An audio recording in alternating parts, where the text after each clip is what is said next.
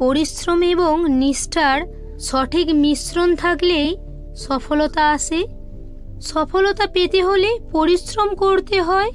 আজকের জীবনে সবাই সফল হতে চায়।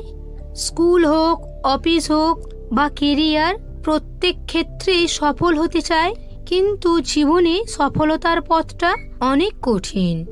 এর মাঝে যদি একটু নেগেটিভ জিনিসও এসে যায় তাহলে আমরা আমাদের পথ হারিয়ে ফেলি এবং আমাদের এগিয়ে যাওয়ার সাহস হারিয়ে যায়।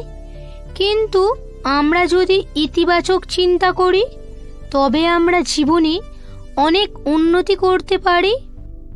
জীবনে বিজয়ীরা ভিন্ন কিছু করে না, কিন্তু তারা ভিন্নভাবে কাজ করে। সাফল্যের একমাত্র উপায় হলো কঠোর পরিশ্রম করা। আপনি ভিন্নভাবে কাজ করতে পারবেন না যদি না আপনি তাদের ভিন্নভাবে দেখতে পান। সফলতা আসে কিছু করতে পারা এবং ব্যর্থতা আসে কিছু করতে না পারা।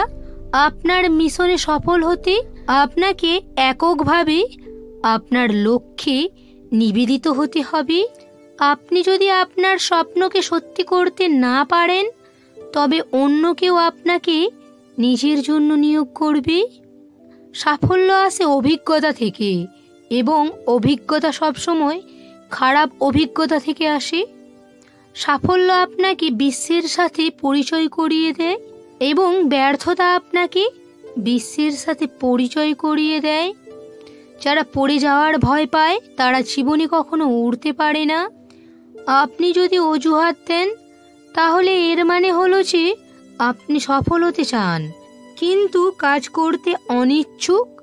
সাফল্য এবং অজুহাত একসাথে চলতে পারে না।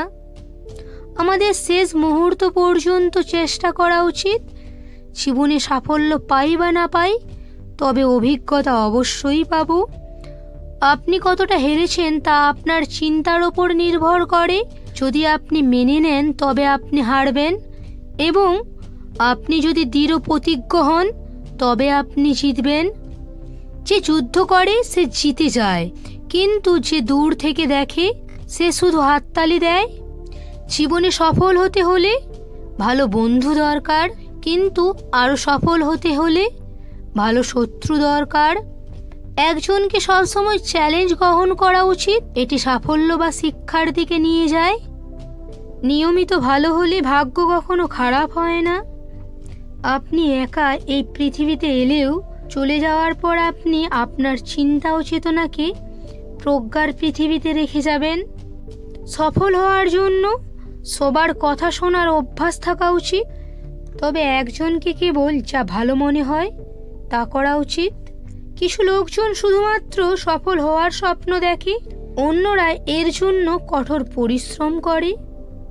1 মিনিটের সাফল্য বছরের পর বছর ব্যর্থতার মূল্য দেয়। আপনার হৃদয়, মন এবং আত্মাকে আপনার ক্ষুদ্রতম কাজে লাগান, এটাই সাফল্যের রহস্য। বন্ধুরা, ভিডিওটা কেমন হয়েছে অবশ্যই কমেন্ট করে জানিও।